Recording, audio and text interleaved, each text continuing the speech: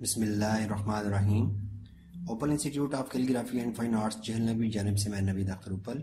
Dear students, आज हमारा जो कलम कट मार्कर है उसका इस सिलसिला हमने चलाया था, स्टार्ट किया था।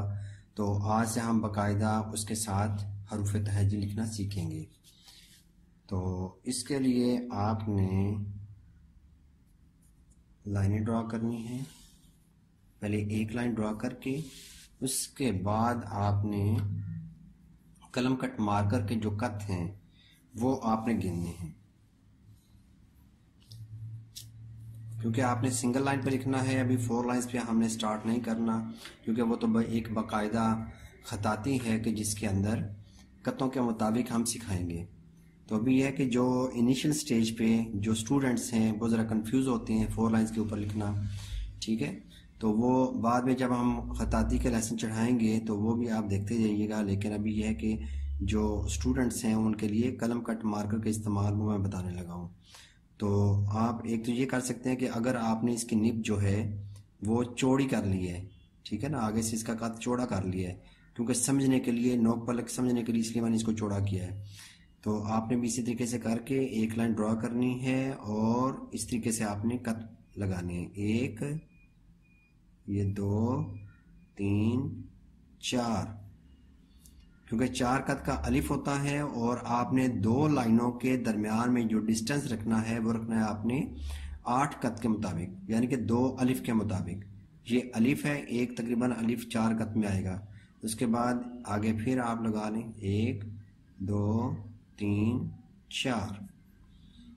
तो ये 4 कद और 4 कद ये हमने किया यहाँ पे 8 कद, ठीक है। ये 8 कद का फासला रख के तो आपने लाइनें ड्रॉ कर लेनी है। जो भी आपके पास कलम है वो आपने इसी तरीके से करना है। तो दूसरी लाइन भी हमने ड्रॉ कर ली, ठीक है। अब यही डिस्टेंस रख के तो आपने नीचे लाइनें ड्रॉ करते जाना है। अब डिस्टेंस को आपने एक जैसा करने के लिए वो एक तरीका ये करना है, आप कोई भी कार्ड ले लें। जैसे मेरे पास ये विजिटिंग कार्ड है, ठीक है,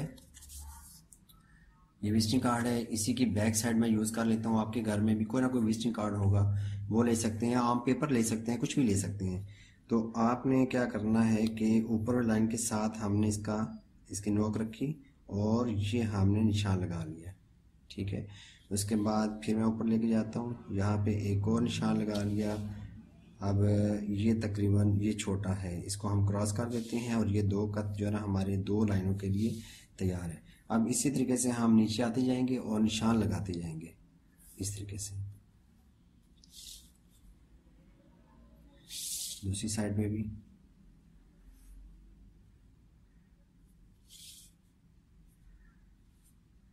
जी, ये निशान लगाने के बाद आप लाइनें ड्रॉ कर लें। इस तरह काम ज़रा आसान हो जाएगा। हो जाइए कि आप बार बार कट लगाते जाएं और ये आपने एक पैमाइश जो है ना वो आपने सेव कर लेनी है। इस तरीके से आप लाइनें ड्रॉ कर लें जी, ठीक है। अब आपने करना ये है कि अलिफ को अगर हमने स्टार्ट करना है तो अब इसके लिए हमें ये भी चाहिए होगा कि हमने देखना है कि ये जो कत है इसका एंगल या इसका जाविया हमने कौन सा रखना है। तो डियर स्टूडेंट्स, ये पिछले लेसन्स के अंदर जिन्होंने मेरे लेसन्स पहले नहीं देखे, आप कलम कट मार्कर का इस्तेमाल लेसन नंबर 1, 2, 3 वो देख लें।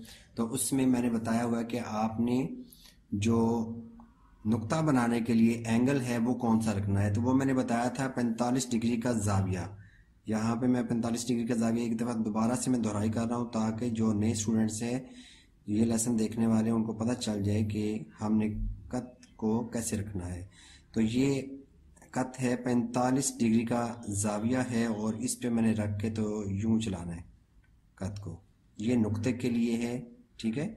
अब दोबारा से मैं आता हूँ। अब मैं एक लाइन ये ड्रॉ की, ठीक है, और यहाँ पे मैं 45 डिग्री का जाविया, यानी कि यहाँ पे मैं एक ट्रायंगल बना रहा हूँ, ठीक है। ये ट्रायंगल बनानी है मैंने। तो ये देखें कि ये भी 45 डिग्री का जाविया ही बनता है इस साइड से, लेकिन मैंने क्या किया कि ये लाइन ड्रॉ करके इस साइड पे मैंने लाइन ड्रॉ कर ली है। अब यहाँ से इस नोक से लेके इस नोक तक दरमियान में हमने एक और इसको हाफ किया और यहाँ पे मैंने लाइन ड्रॉ कर ली। ठीक है, उसके बाद इसको मिड वाली पॉइंट को और इसको फिर मैंने हाफ कर लिया जी। ठीक है, तो अब देखें कि जो नुक्ता हमने लगाना है वो है 45 डिग्री के जाविये पे। ये अब थोड़ा सा इसको तिरछा किया। ठीक है, अब और तिरछा किया तो ये एंगल बनता है। तो इस एंगल पे हमने अलिफ को ड्रॉ करना होता है। ठीक है, अब ये एंगल्स आप इसी तरीके से ट्रायंगल बना के तो आपने जाविये इस तरीके से लाइनें लगा लें। ठीक है, तो अब ये है कि ये जो यहाँ पे मैं लिख भी देता हूँ, एक, उसके बाद ये 2, 3 और ये 4। तो ये 3 नंबर जो लाइन है यहाँ से हमने अलिफ इसके मुताबिक बनाना है, यानी कि कलम के कद को थोड़ा सा सीधा रख के तो फिर हमने अलिफ बनाना है। बिल्कुल सीधा रखेंगे तो ये देखें ये तो बारीक लाइन बन जाएगी। अगर इसके मुताबिक बनाएंगे तो ये क्या बनेगा, ये थोड़ा मोटा बन जाएगा। इसके मुताबिक करेंगे ये और मोटा बन जाएगा। अगर हम जाविये को एंगल को चेंज करते जाएंगे तो ये देखें मोटी लाइन होती जाएगी। तो अब ये देखें हमने इसमें से चूज़ किया लाइन नंबर 3 को, 3 पॉइंट को हमने चूज़ किया है। तो इसके मुताबिक हमने अलिफ को बनाना है। अब अलिफ को बनाने का जो तरीका है वो देखिएगा कि ऊपर वाली लाइन और नीचे वाली लाइन, यानी कि ये हमारी जो मास्टर लाइन है। ठीक है, ये सिंगल लाइन की मैं बात कर रहा हूँ, 4 लाइन्स मैंने ड्रॉ नहीं की। ठीक है, 4 लाइन्स बाकायदा खताती के लिए जो कि हम कत्तों के मुताबिक एक सिलसिला शुरू करेंगे। लेकिन अभी ये है कि इसमें स्टूडेंट्स के लिए ज़रा आसानी पैदा की है मैंने कि आपने दोनों लाइनों के दरमियान से आपने स्टार्ट करना है, क्योंकि अलिफ आपको पता है कि ये कितने कद का होता है, 4 कद का। ठीक है, तो दोनों लाइनों के मिड से आपने पहले देखें ऊपर वाली नोक आपने हल्की सी टच करनी है। ऊपर वाली नोक हल्की सी ये टच की और फिर मैंने नीचे वाली नोक भी दबा के साथ लगा लिए और यूं बनाया हमने अलिफ को। इसको मैं थोड़ा सा और जूम करता हूं।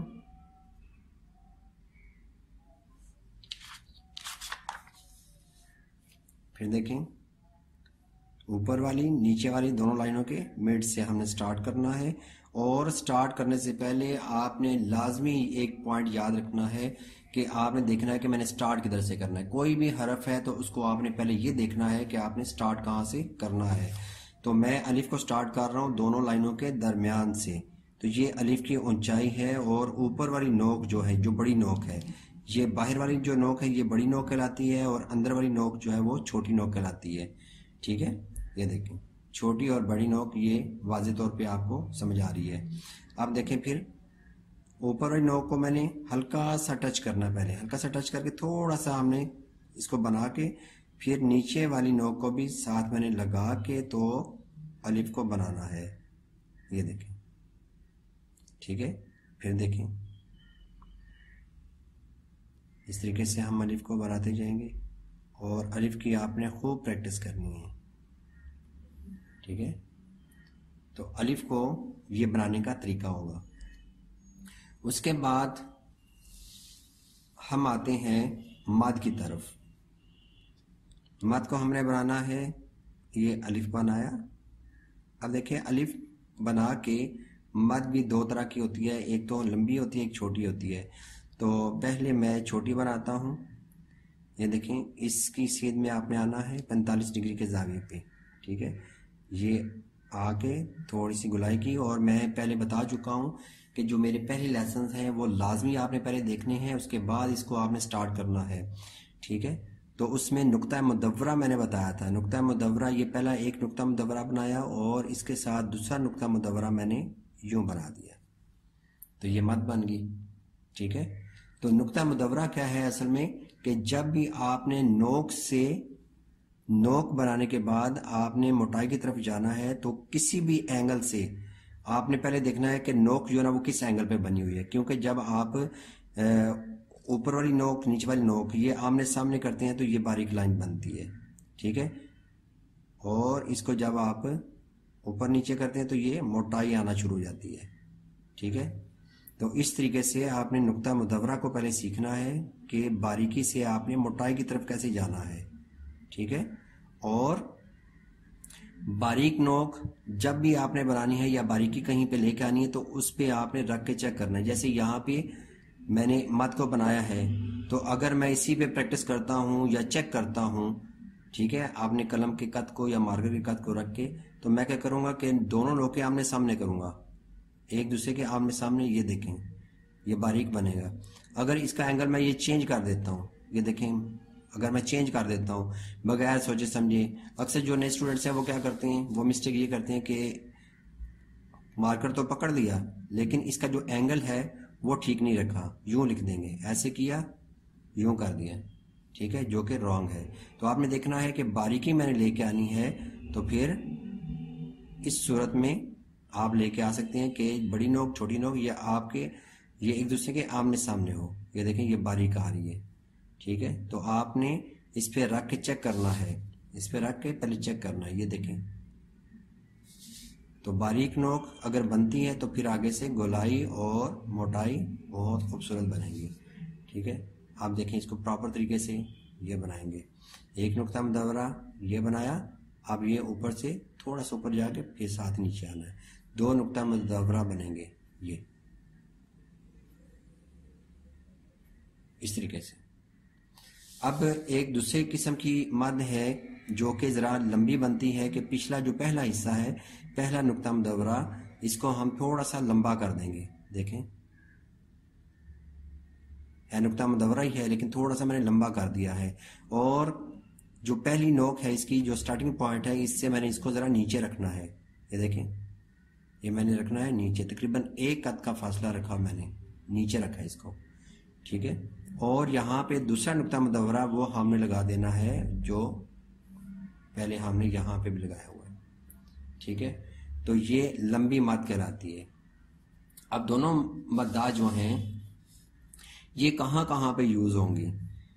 अभी देखें कि जो लंबी मद है वो अलिफ के ऊपर बनती है, ये मैंने बनाया है अलिफ, और यहाँ पे मद को मैंने लंबा करके और यूँ बना दिया, ठीक है।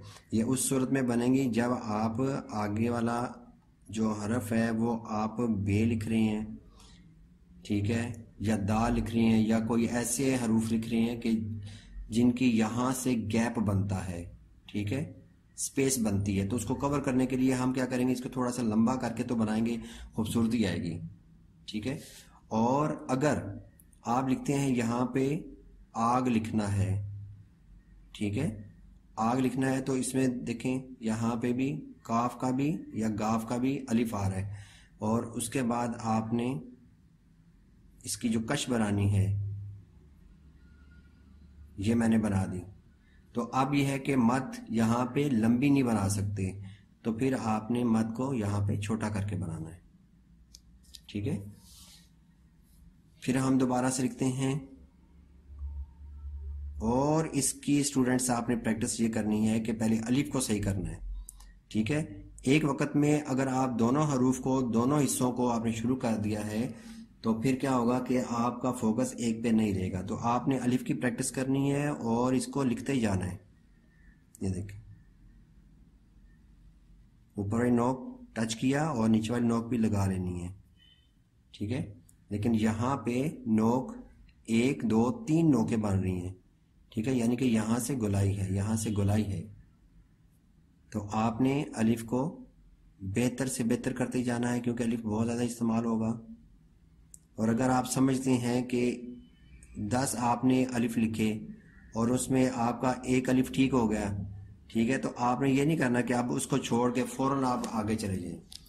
आप अगर 10 अलिफ लिखते हैं उसमें से अगर 2 गलत होते हैं और बाकी ठीक हैं तो इसका मतलब है कि आपका काम ठीक हो रहा है, ठीक है।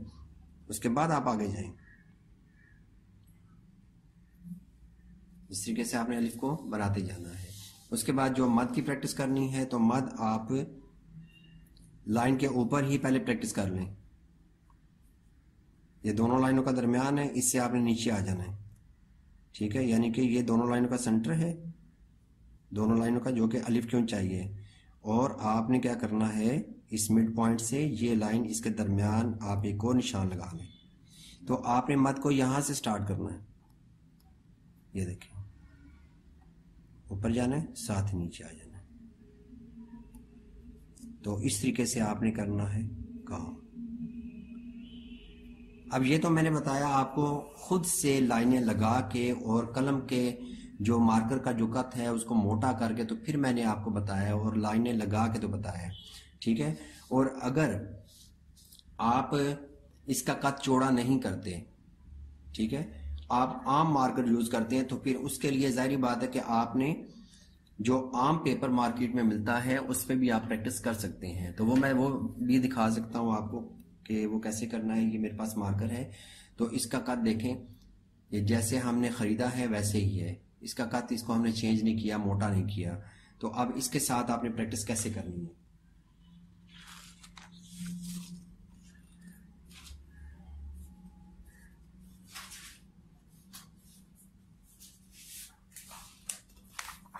ये देखें, उर्दू लाइनों वाला आपने पेपर लेना है, ठीक है।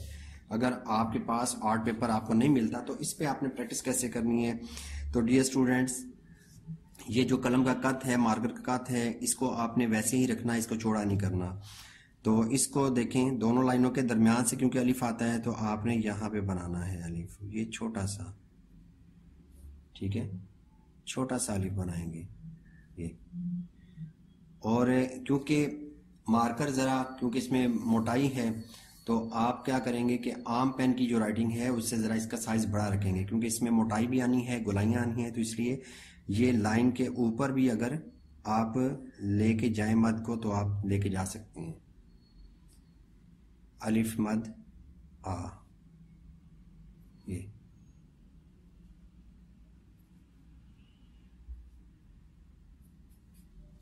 ठीक है। और मद को बनाना है दोनों लाइनों के दरमियान से, सिर्फ मद की प्रैक्टिस करनी है तो ये थोड़ा सा दोनों लाइनों के दरमियान से स्टार्ट करना है, ठीक है ना, ये क्योंकि लाइनों का डिस्टेंस जो है ना वो छोटा है। तो मैं इस तरीके से भी लिख के आपको बताया करूँगा ताकि आपका कॉन्सेप्ट क्लियर हो और बच्चा या आप खुद कंफ्यूज ना हो कि मैंने इसको कैसे लिखना है। सिंगल लाइन के ऊपर, सिंगल लाइन के ऊपर कैसे लिखना है उर्दू वाला जो पेपर है, ठीक है। तो ये मैंने एक आपको फार्मूला दे दिया है कि आपने इस तरीके से लिखना है, ठीक है। तो इस तरह आपने प्रैक्टिस करते जाना है। उसके बाद आगे है अगला जो हरफ है वो है हमारा बे, ठीक है। तो बे को जब आप स्टार्ट करेंगे तो नुक्ता मुदव्वर आपने बनाना है। ये देखें, ज़रा बड़ा करके बताता हूँ, ये देखें इस तरीके से, ये दोनों लाइनों का ये दरमियान, और इसका फिर आप हाफ करें, थोड़ा सा नीचे आपने रखना है और ये बनाना है आपने, ऊपर से बारीक लेके आना है, ये देखें, ठीक है। और इसी को आप लंबा खींच लें और एंड पे फिर नुक्ता मुदव्वरा बन रहे हैं, ये देखें, शुरू में भी नुक्ता मुदव्वरा और दरमियान में से इसको लंबा किया और एंड पे भी नुक्ता मुदव्वरा। तो इसी को अगर आप थोड़ा सा लंबा करके बना देंगे तो इसमें खूबसूरती आ जाएगी, ऐसे। और अब आपने यहाँ पे नोट करना है कि जब स्टार्ट करना है तो आपने जैसे अलिफ को स्टार्ट किया था उससे और ज़्यादा तिरछा आपने कत को बना लेना है, ठीक है। ये नहीं करना ऐसे रखा हुआ और बे को यूं लिख दें, इस तरह नहीं बनाएंगे, यूं ऊपर से नीचे आना है। तो नुक्ता मुदव्वरा अगर आपको बनाना आता है तो आप इंशाल्लाह जल्दी बना लेंगे। ऊपर से बारीक, जब भी ऊपर नीचे आपने जाना है तो बारीक। अब ऊपर से नीचे मैंने बे को स्टार्ट कर रहा हूँ, ऊपर से नीचे आ रहा हूँ, तो ये मैंने यहाँ से बारीक रखा है। और जब दाएं बाएं आपने जाना है तो फिर मोटाई, आप देखें बे को मैं दाएं से बाएं जाने आगे की तरफ लेके जा रहा हूँ, तो यहाँ पे फुल मोटाई जाएगी, फुल मोटाई जा रही है। और एंड पे आके फिर बारीक ऊपर जा रहा हूँ क्योंकि बारीक है, ठीक है। तो इस तरीके से आपने बे की भी प्रैक्टिस करनी है। नुक्ता हम लगाएंगे ये बिल्कुल साथ जोड़ के नहीं लगाएंगे, यहाँ पे एक कत का फासला होना चाहिए, आपने यहाँ पे नुक्ते को बनाना है,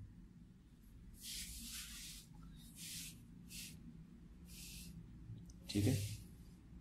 तो ये स्टूडेंट्स थे हमारे आज के सिर्फ 2 लेटर, अलिफ मद आ, मद की दोनों अक़साम और बे। ठीक है, तो नेक्स्ट वीडियो के साथ अच्छे लेसन के साथ इंशाल्लाह दोबारा हाजिर होंगे। इजाज़त चाहूँगा। ओके, अल्लाह हाफिज़, अस्सलामु अलैकुम।